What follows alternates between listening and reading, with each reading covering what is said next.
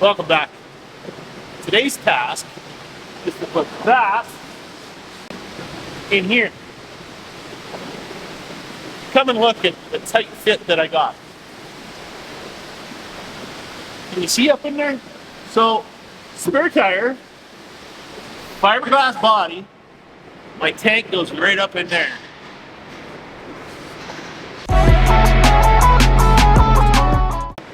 I got the tank out.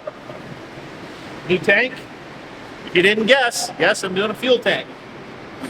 But what you need to figure out is what kind of car I'm working on. Fiberglass body was the first one. It's a GM product. And look at this. Center fuel fill. Yes, I'll clean that up. Now come around here and have a look at where this used to be. I'll give you a light so you can see. That fit in there somehow.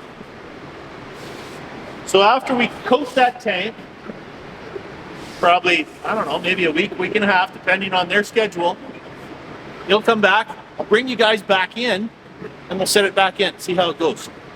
Figure out what kind of car this is. See you then.